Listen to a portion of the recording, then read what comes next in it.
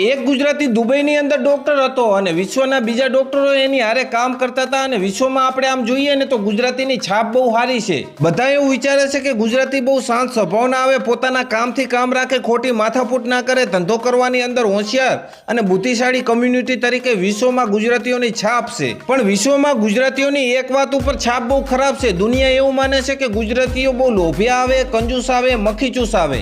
એટલે આજે ગુજરાતી ડોક્ટર હતો ને એને બીજા ડોક્ટરો આ વાત ઉપર ટોન મારે। એટલે આ ગુજરાતી ડોક્ટર એમને સમજાવે કે એવું નથી, અમે પણ બહુ દિલદાર છીએ, સત્કાર્યની અંદર પૈસા વાપરવામાં અમે ક્યારે પાછા પડતા નથી। આપણા ડાયરાના વિડીયો બતાવે કે આમ જો દુનિયા ના કરે ને એવું અમે કરીએ છીએ। કરોડો રૂપિયા ગુજરાતી રાતો રાત ઉડાડી દેશે, પૈસા વાપરવામાં ગુજરાતી પાછા પડતા નથી, પણ ક્યાં વાપરવા ને એ વિચારીને વાપરે છે। અમે કોઈ ખોટા ખર્ચા કરતા નથી, એટલે દુનિયામાં બધાને એવું થાય કે આ લોભિયા છે પણ અમે લોભિયા નથી, પણ ઓલા કોઈ માને નહીં, આની મસ્કરી જ કરે। એટલે આ ગુજરાતીએ મનોમન વિચારી લીધું કે આપણે જો મેળ આવે ને તો સાપ સુધારી નાખવી છે, જો કોઈ દી મોકો મળે ને તો દુનિયાને દેખાડી દેવું છે કે ગુજરાતી કેટલા દિલદાર હોય છે। એમાં થયું એવું કે અમેરિકાએ અને ઇઝરાયેલે ઈરાન ઉપર હુમલો કરી દીધો અને ઈરાન ઉપર મિસાઇલો મારી। તે ઈરાને કીધું કે આપણે હવે ઈંટનો જવાબ પથ્થરથી આપવાનો છે, પણ ઈરાનની મિસાઇલો અમેરિકા સુધી પહોંચે એમ હતી નહીં।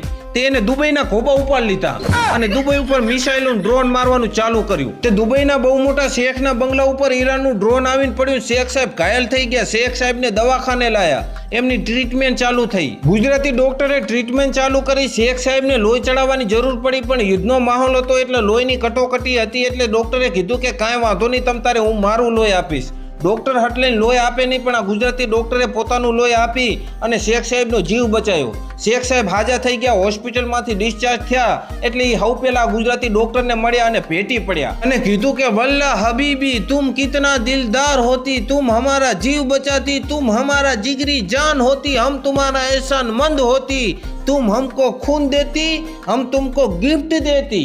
એમ કરીને ઓલા ગુજરાતી ડોક્ટરને 2 કરોડની મર્સિડીઝ ગિફ્ટમાં આપી દીધી। ઓલો ગુજરાતી તો રાજી રાજી થઈ ગયો, એ કે આ ધંધો તો હારામ હારો। છાપામાં બધે ન્યૂઝ બની ગયા કે એક ગુજરાતીએ શેખને પોતાનું લોહી આપી અને જીવ બચાવ્યો। ગુજરાતીનું તીર તો બરોબર લાગ્યું। પછી તો શેખ સાહેબે બીજા બંગલામાં શિફ્ટ થઈ ગયા, હુમલાએ ઓછા થઈ ગયા, સીઝ ફાયર થઈ ગયું, પણ ઈરાને સ્ટેટ ઓફ હોર્મુઝ બ્લોક કરી નાખ્યું।